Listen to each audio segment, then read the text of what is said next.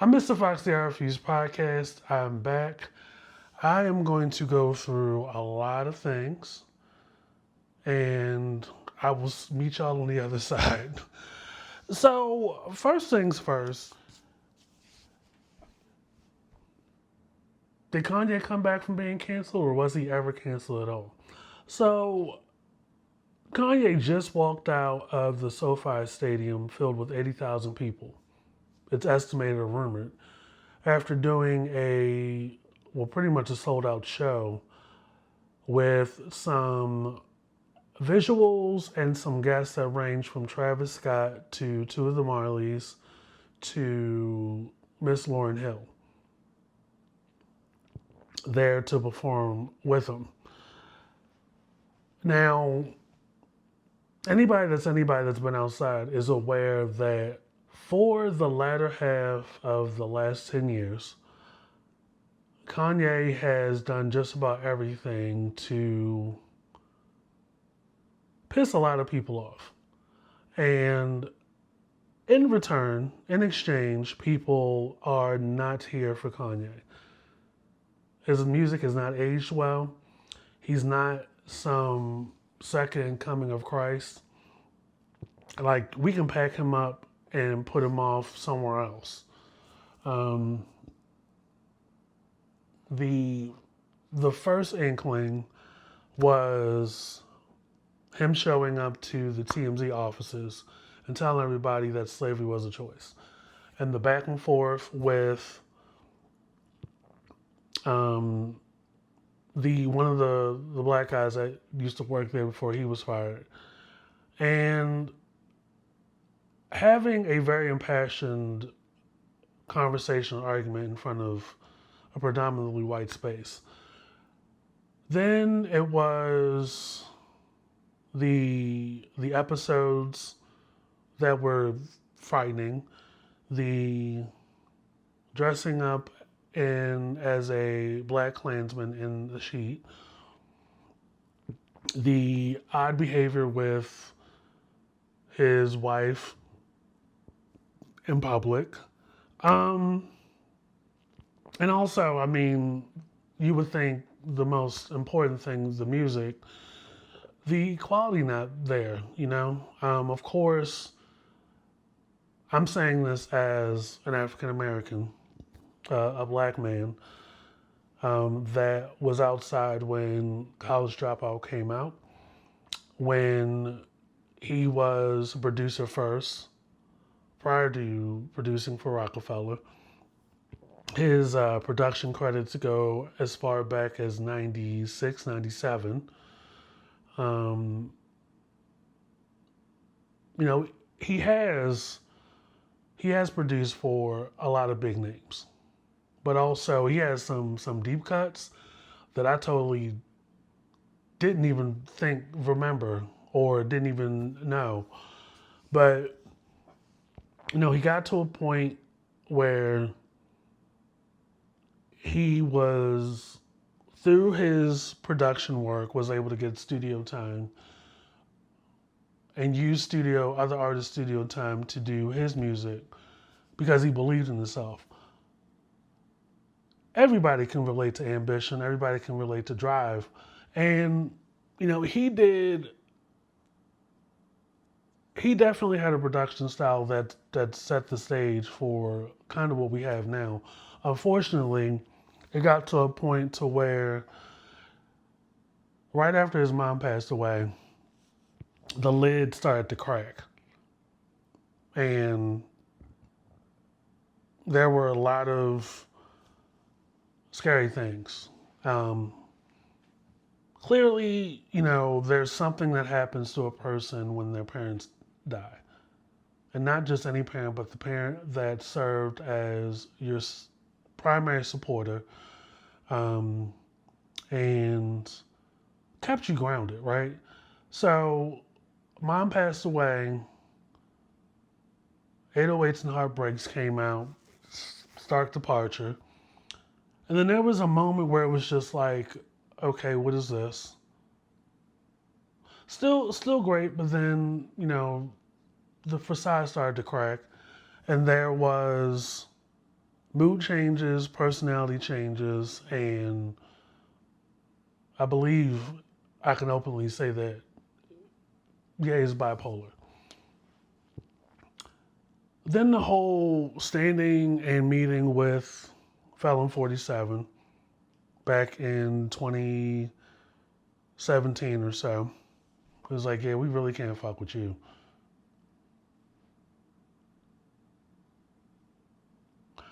Like, definitely at the forefront of this movement that we're still going through right now, where more and more black people, more and more black celebrities who have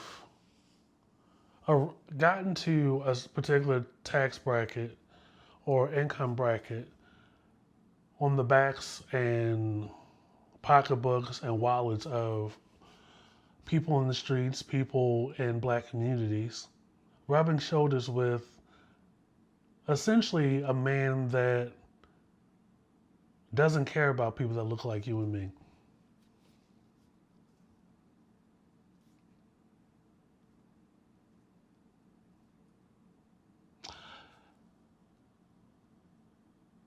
And it was clear, as reflected in albums that were coming out after the life of Pablo, that this was not the old Kanye. This is somebody else. Um, the music got more frantic. The music got more chaotic. Um, and then you put out Sunday gospel service. It's like, oh, you Kirk Franklin now? Like what is this? You getting close to God now? You want God to intervene and all this other stuff? And then it was that weird ass 24 was a 24-hour live stream that he had people subscribe to.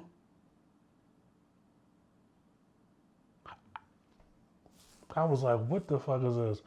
All of which to feed his own ego.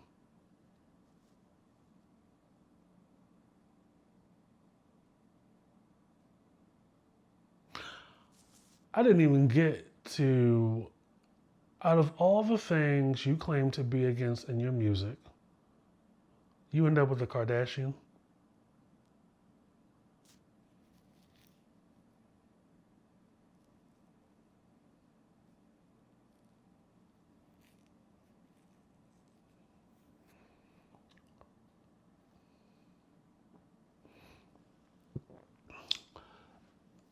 So this is what led to this, right? Just to give y'all context.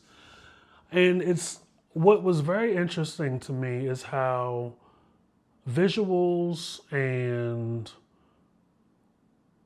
seeing a live concert set of somebody performing old songs led to a lot of people having amnesia. Like, was he ever canceled? Oh my God, he's still a genius. See, this is how you come back. This is how you come back to Hollywood and flip off Hollywood and Hollyweird and the sensitive ass liberals. This is how you do it. You can be a genius and be on the right side of history. And it's always a win.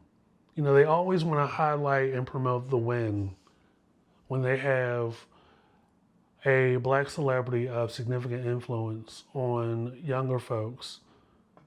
And mind you, the when they got the camera down to the floor and saw people doing the mosh, and I'm like, who the fuck would mosh at a Kanye concert?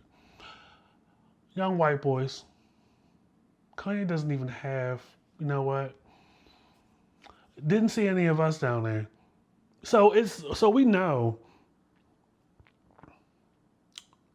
that when you are a celebrity, particularly a black celebrity, and this is another reason why I still don't get it. Like, because I see what they don't see. that when you're rubbing shoulders with a man like that, with anybody in that group or in that party over there, you do realize that you are a pawn, right?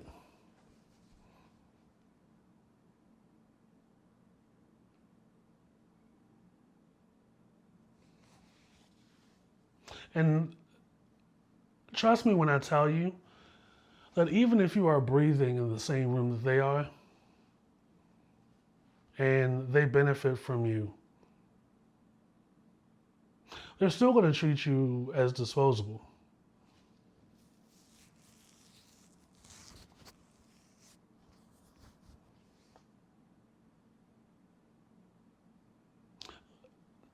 It just boggles my mind. So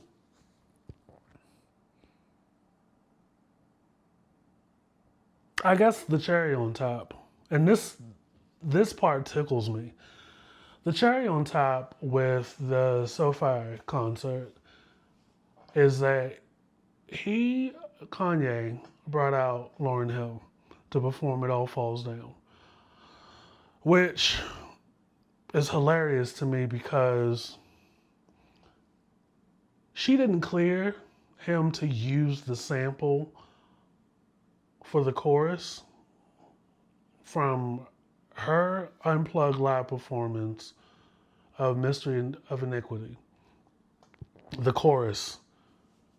So, because he couldn't get it cleared, he brought in Selena Johnson to re sing the chorus for It All Falls Down from College Dropout. So now y'all buddy buddy. And the funny thing about it, another funny thing about it is that when she came out, the backing track almost overpowered her. So you can still hear Selena Johnson singing. Visually, it was crazy. I mean, whoever did the stage production part, it's pretty wild. Um, but it's just so interesting to me that, from the outside, people are just so amazed and in awe of the scale and having this hour-long reminder as to Kanye, the musician and the artist, that y'all just turn a blind eye to the part he plays and the very thing that y'all get up on y'all social media accounts and cry about.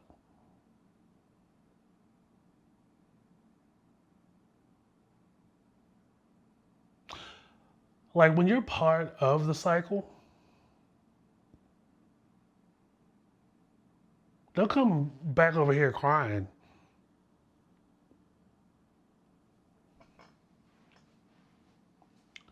Because it is even more hellish now. And y'all are adults, right? Like the last 10 or so years, y'all have been adults. This is not new. By y'all paying money, because that's the other thing. When they are revealed by their followers list or following list and their wire transfer to particular causes and them hobnobbing and rubbing shoulders in these spaces with these people,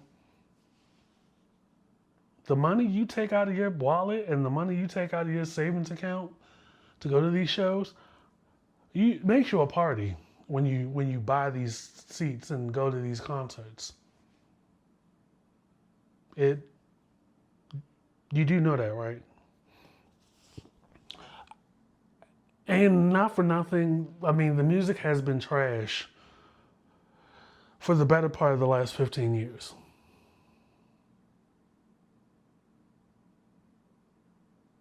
Like, it's one thing to run out of steam as an artist and run out of creativity and this, slide into the inability to engage consistently with your audience because, we grow up and we grow out of certain shit. But it's another thing when your alignment and association continues to coincide with this darkness and this dark energy. Most likely to keep yourself relevant.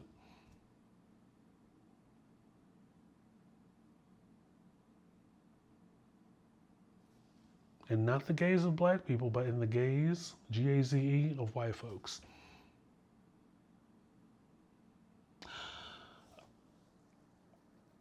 No amount of visual appeal, no amount of lasers or projecting of lights and sceneries and cartoonish animated shit on stage is going to bring my black ass back.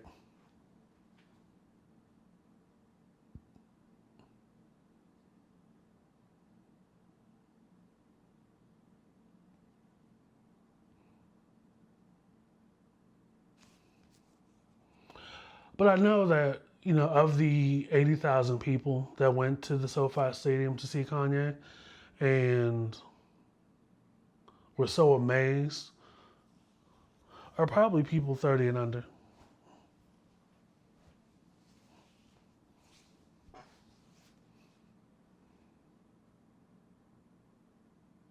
Like these kind of revelations will only lead to additional ridicule. And it has nothing to do with, in my opinion, like political affiliation. It's like it's definitely your choice, but it's like, can you be so naive? Like what the meaning of life to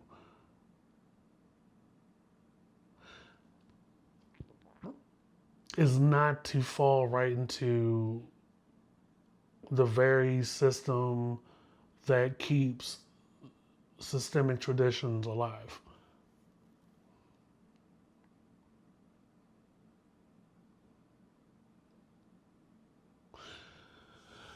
Self-hatred is the thing that needs to be discussed, like the self-hatred that black celebrities have. And it starts off a little bit with, oh, well, I'm not like them over there. I'm not like them over there. I'm something different. Now I'm a free thinker. I don't I'm not like them over there. They they can't do what I do. They don't they don't they don't have it like I do. They can't they don't have the influence and the impact like I do.